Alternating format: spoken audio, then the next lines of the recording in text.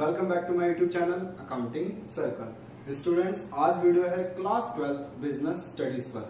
Business studies की मैंने एक सीरीज स्टार्ट की है कि 15 डेज में हम बिजनेस स्टडीज का कंप्लीट सिलेबस कवर कर लेंगे। तो इसी सीरीज की आज सेकंड वीडियो में अपलोड कर रहा हूँ और इस वीडियो में हम इस जो चैप्टर फर्स्ट है बिजनेस स्टडीज का nature and significance of management, इसे हम कंप्लीट कर लेंगे।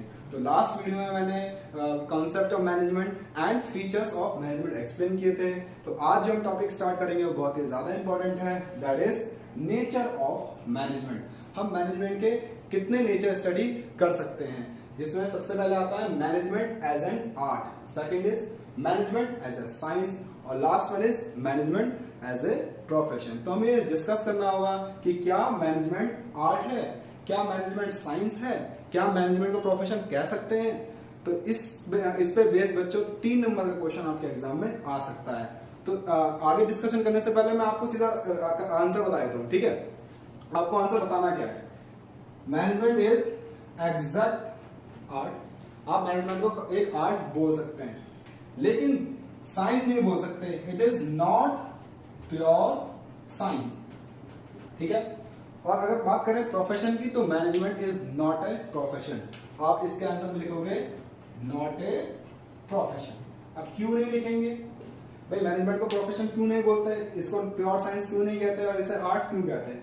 इसलिए कहते हैं बच्चों क्योंकि इन तीनों फिनोमिना के अपने अपने फीचर्स हैं और उन फीचर्स को अगर मैनेजमेंट फुलफिल करता है तो वो आर्ट कहलाएगा, वरना नहीं कहलाएगा। तो आर्ट के कौन कौन से फीचर्स मैनेजमेंट में अवेलेबल है? थ्योरेटिकल नॉलेज, ठीक है। जिस तरह से किसी भी आर्ट को प्रेजेंट करने की एक थ्योरेटिकल नॉलेज होनी चाहिए, वही नॉलेज मैनेजमेंट में भी एग्जिस्ट करती है। Personalised application. मैनेजमेंट कोई ऐसा नहीं है कि आपको कोई गॉड गिफ्टेड रूल्स फॉलो करने होंगे। ये पर्सन टू पर्सन वेरी कर सकता है, यानी कि managerial skills depends on the theoretical knowledge of a person. इसलिए ये भी आर्ट में इन्वॉल्व है और यही फीचर हम मैनेजमेंट में भी देख सकते हैं। Last one, practice and creativity. As like art practice से इंक्रीज होता है, धीरे धीरे हम जब अपनी क्रिएटिविटी इवॉल्व करते हैं तो हमारी आर्ट और निखर के आती है। उसी तरह से मैनेजमेंट में बच्चों क्रिएटिविटी और प्रैक्टिस का रूल, जो प्रैक्टिस का जो फीचर है वो उसके में पाया जाता है। तो इसलिए मैनेजमेंट को हम क्या कह सकते हैं? एज एन आर्ट कह सकते हैं। अब बात करते हैं मैनेजमेंट एज ए साइंस, कि हम मैनेजमेंट को साइंस बोल सकते हैं नहीं बोल सकते। मैंने आपको पहले बता दिया कि it is not a pure science. क्यों नहीं है प्योर साइंस? ये हमारे 3 फीचर है। अगर ये तीनों फीचर मैनेजमेंट में पाए जाते हैं तो मैनेजमेंट साइंस है, जो कि ऐसा नहीं है। यहां पे लिखा systematic body of knowledge based on experiments. बिल्कुल सही है, ये फीचर मैनेजमेंट में आता है, ठीक है। भले ही जो एक्सपेरिमेंट है वो साइंस के लेबोरेटरी में होते हैं और मैनेजमेंट के जो एक्सपेरिमेंट्स होते हैं वो थ्योरेटिकल बेस्ड होते हैं, लेकिन फिर भी एक एक्सपेरिमेंट तो हम मैनेजमेंट में करते ही हैं, ठीक है। कोई भी अगर पॉलिसी बनानी है तो उसके फेलियर और सक्सेस पे बेस्ड एक्सपेरिमेंट करके हम अपनी पॉलिसी बना सकते हैं। Based on experiment on observation, ठीक है। ये भी फुलफिल तो नहीं होता पूरी तरह से मैनेजमेंट में, लेकिन एक्सपेरिमेंट तो है ना, अभी बताया था मैंने, थ्योरेटिकल एक्सपेरिमेंट्स है, ठीक है। विचारों का एक्सपेरिमेंट हो सकता है। लास्ट आता है यूनिवर्सल वैलिडिटी। ये फीचर मैनेजमेंट में नहीं आता है। जो साइंस के रूल्स होते हैं या साइंस की जो ऑब्जर्वेशंस होती हैं वो यूनिवर्सली एप्लीकेबल है, यानी कि एक बार साइंस ने जो बोल दिया वो सबको मानना होगा। बट मैनेजमेंट के केस में ऐसा नहीं होता है। तो इससे क्या प्रूफ होता है कि मैनेजमेंट प्योर साइंस नहीं है, इम्प्योर साइंस बोल सकते हैं। क्यों?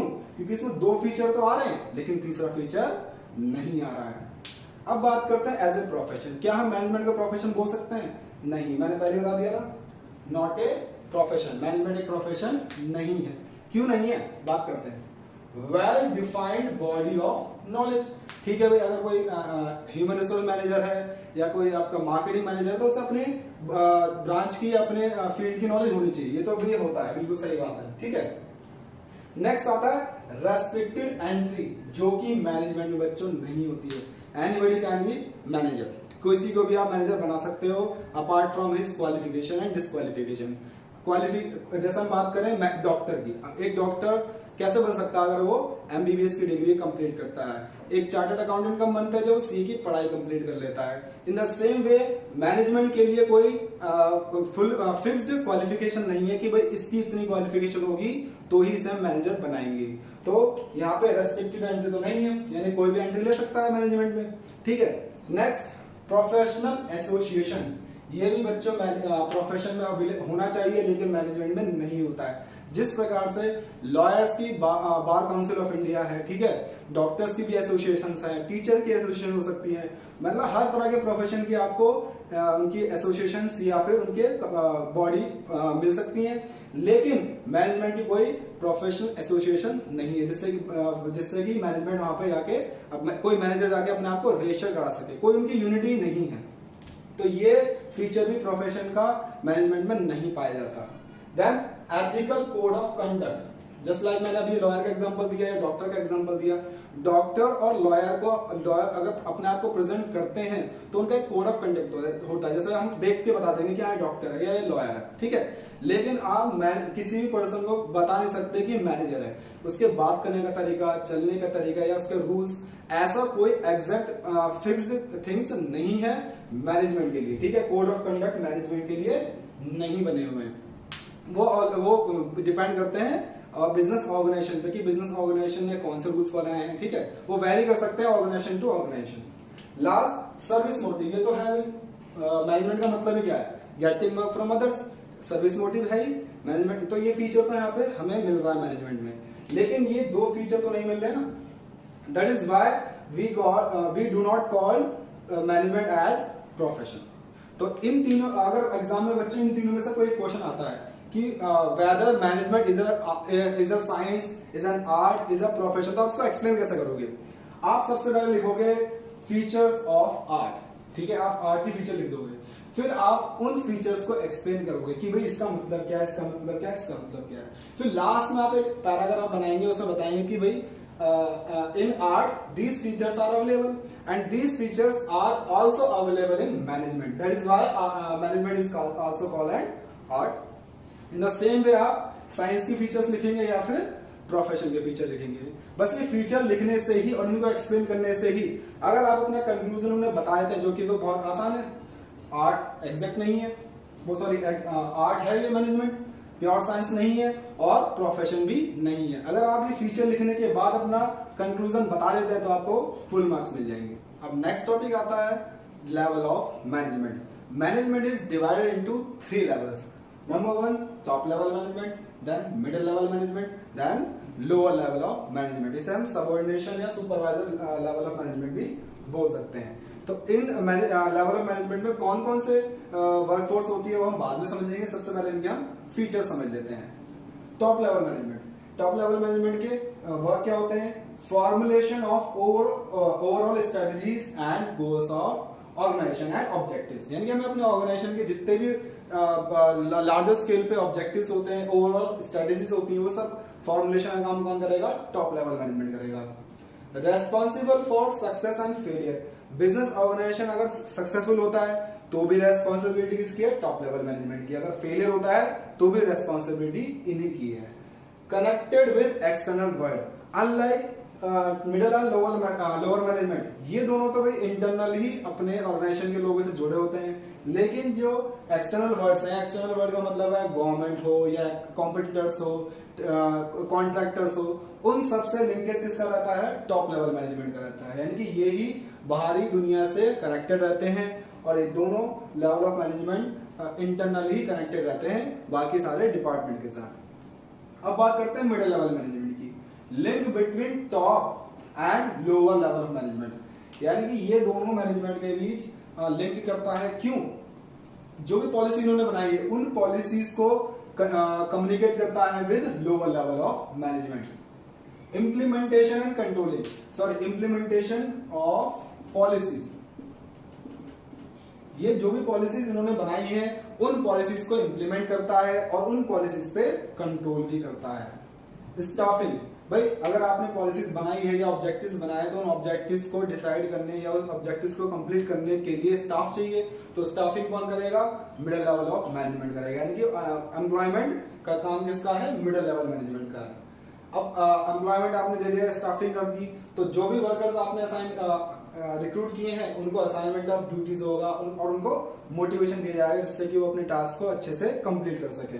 Then coordination with all department, जितने भी डिपार्टमेंट ऑर्गेनाइजेशंस के हैं उन सब में कोऑर्डिनेशन बनाए रखने का काम भी मिडिल लेवल ऑफ मैनेजमेंट का है। देन अब बात करते हैं लोअर लेवल ऑफ मैनेजमेंट। असल में ये एक्चुअल वर्कफोर्स को देखने वाले हैं। ये दोनों तो इमेजिनरी भाई अपने पॉलिसीज बनाने में, उन पॉलिसीज को इम्प्लीमेंट करने का काम करते हैं, लेकिन जो अगर हम कहते हैं ना कि जो ऑन ग्राउंड जो ड्यूटीज करते हैं वो करते हैं lower level of management. Supervision of workforce, जो हमारे वर्कर्स हैं उन सब का सुपरविजन का सारी रेस्पॉन्सिबिलिटी किसकी है? लोअर लेवल ऑफ मैनेजमेंट की है। Link between middle level of management and workforce, यानी कि इनके जो लोअर वर्कफोर्स काम करती है उनके साथ और मिडिल लेवल ऑफ मैनेजमेंट के साथ ये कोऑर्डिनेशन बना के रखती है, उनके बीच लिंक बना के रखती है।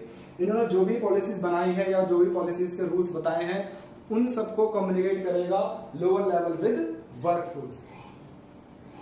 Responsibility of resources and quality of output. भाई रिसोर्सेज यानी कि इनपुट्स अवेलेबल कराना और बेटर क्वालिटी गुड्स प्रोड्यूस कराने की रेस्पॉन्सिबिलिटी किसकी है? लोअर लेवल मैनेजमेंट की है।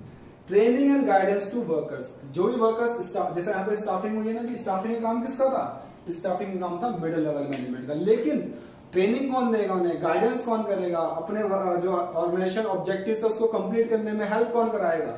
Lower level management.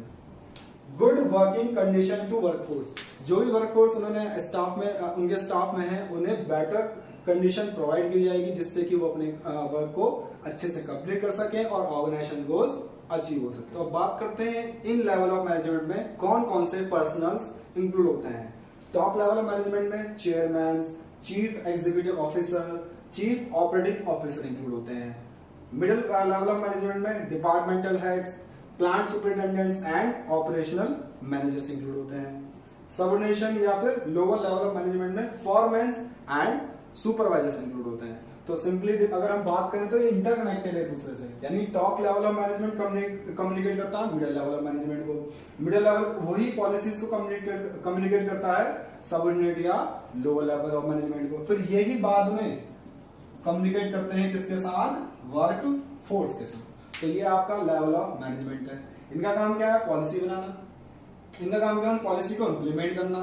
और इनका काम क्या है? जो भी स्टाफिंग है या जो वर्क फोर्स है उन पर सुपरविजन करना। हमारा नेक्स्ट टॉपिक आता है फंक्शंस ऑफ मैनेजमेंट, और इसके बारे में बच्चों मैंने लास्ट वीडियो में भी डिस्कस किया था कंसेप्ट ऑफ मैनेजमेंट में कि जो प्रोसेस है मैनेजमेंट का वही फंक्शन ऑफ मैनेजमेंट की है। और मजे की बात क्या है, जो फंक्शन है ये planning, organising, staffing, directing and controlling, ये आपके आने वाले चैप्टर्स भी हैं, तो इनको बहुत अच्छे से हम एक्सप्लोर करेंगे जब इसके चैप्टर्स हम स्टडी करेंगे। फिर मैं अगर बता दूं प्लानिंग का मतलब क्या होता है, एडवांस में what to be done in advance, यानी कि अपनी जितनी पॉलिसीज हैं वो डिफरेंट डिपार्टमेंट्स के प्लान बना लेते हैं। उसके बाद जैसी प्लानिंग हो जाती है हम सभी प्लान्स को ऑर्गेनाइज करते हैं और पता करते हैं कि कितने हमें वर्कफोर्स की जरूरत है, किन किन डिपार्टमेंट्स की जरूरत है। फिर जब डिपार्टमेंट बन जाते हैं बच्चों तो इस डिपार्टमेंट को कंटिन्यू करने के लिए हमें स्टाफ भी चाहिए, वर्कर चाहिए, तो हम स्टाफिंग करते हैं। स्टाफिंग करने के बाद भाई वो स्टाफ अपने आप तो वर्क नहीं करेगा, जो आपके सबऑर्डिनेशन है लेवल ऑफ मैनेजमेंट है वो उनको डायरेक्शन देंगे, तो डायरेक्टिंग भी आपका मैनेजमेंट का फंक्शन है। देन कंट्रोलिंग, डायरेक्शन देने के बाद we have to check whether workers are doing well work और नॉट, हमें वो चेक करना है, तो वो भी मैनेजमेंट का फंक्शन एज ए कंट्रोलिंग आ जाता है। बाकी इनके बारे में हम जब चैप्टर्स की स्टडी करेंगे इंडिविजुअली तो इसको और अच्छे से एक्सप्लोर करेंगे। हमारा नेक्स्ट टॉपिक है objectives of management. Management objectives are categorised into 3 parts. Number 1 is economic objective, जो कि बिजनेस ऑर्गेनाइजेशन से डायरेक्टली रिलेट करते हैं, यानी कि एक तरह से देखा जाए तो ये बिजनेस ऑब्जेक्टिव भी हम इन्हें बोल सकते हैं। नेक्स्ट इज सोशल ऑब्जेक्टिव्स, ये ऑब्जेक्टिव्स हैं towards society and environment. Last is personal objective, यहाँ पे पर्सनल का मतलब है ऑब्जेक्टिव्स टुवर्ड्स एम्प्लॉइज या वर्कर्स जो भी ऑर्गेनाइजेशन से जुड़े हुए हैं।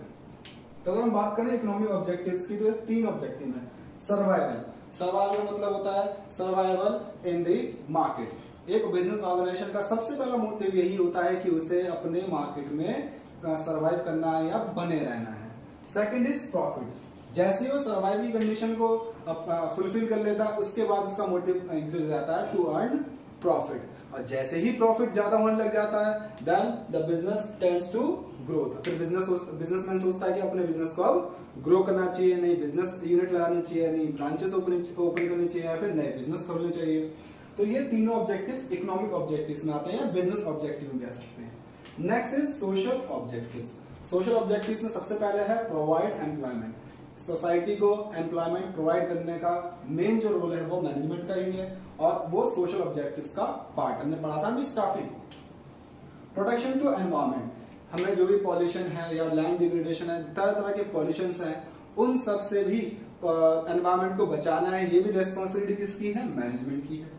नेक्स्ट फेयर ट्रेड प्रैक्टिसेस, यानी कि अनफेयर प्राइसेस नहीं वसूलने सोसाइटी से, और जो प्रोडक्शन होना है वो रूल्स एंड रेगुलेशन के तहत होना चाहिए। गवर्नमेंट के जितने भी पॉलिसीज हैं या टैक्सेशन के रूल्स हैं उन्हें फॉलो करना होगा, उसी को हम बोल सकते हैं fair trade practices. Last is better quality goods.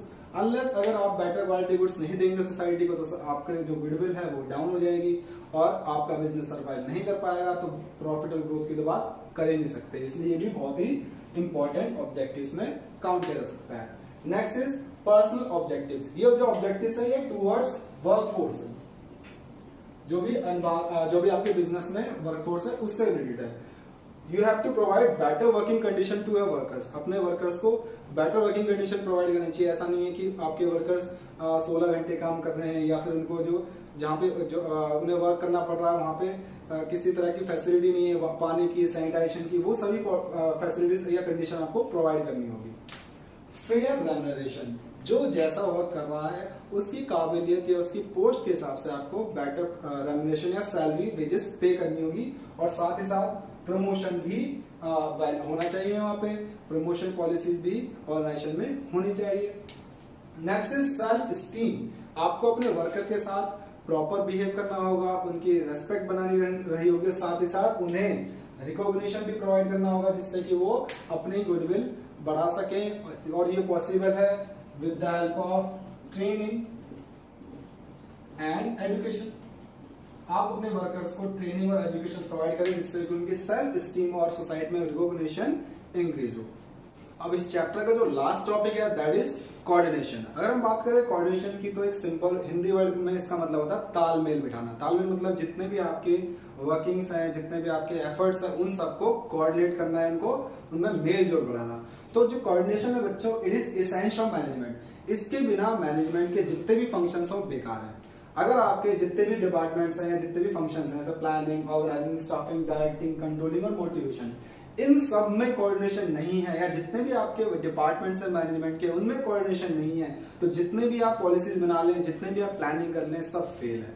ठीक है, तो इसी तरह से इसलिए हम कोऑर्डिनेशन को कहते हैं एसेंस ऑफ मैनेजमेंट। तो उसका मीनिंग क्या है? Definition, coordination is a force. Coordination एक फोर्स है which synchronise all the function of management, यानी कि जो भी मैनेजमेंट के फंक्शन है इनको सिंक्रोनाइज करता है या इनके बीच तालमेल बिठाने का काम करता है।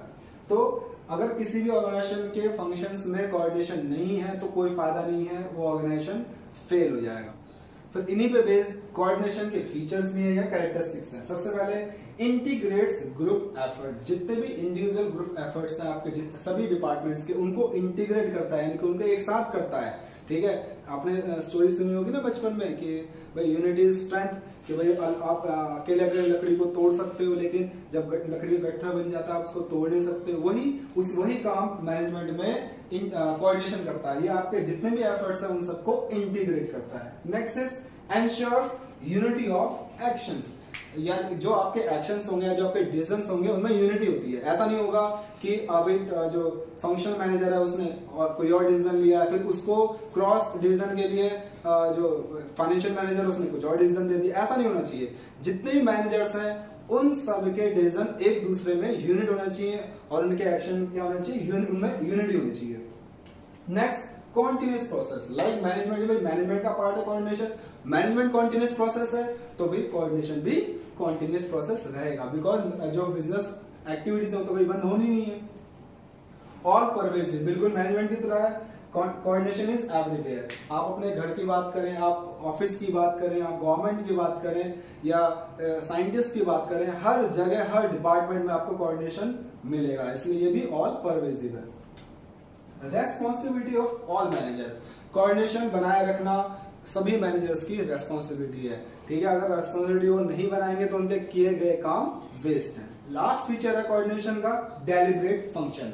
ये अगर हम बात करें डेलिब्रेशन की, इसका मतलब होता है स्पॉन्टेनियस। ये कहीं भी नहीं बताया गया, किसी भी मैनेजर को नहीं सिखाया जाता कि आपको कोऑर्डिनेशन करना है। कोऑर्डिनेशन अब वॉलेंट्री है और वॉलेंट्री होने के साथ साथ कंपलसरी भी हो गया, ठीक है। रेस्पॉन्सिबिलिटी है ना सही मैनेजर्स की, इसलिए अगर आपको अपने बिजनेस एक्शंस को सक्सेसफुल बनाना है तो आपको कोऑर्डिनेशन करना पड़ेगा। ये आपको कोई नहीं बताएगा, ये स्पॉन्टेनियस है। तो आई होप आपको सभी टॉपिक्स इस चैप्टर के क्लियर हो गए होंगे।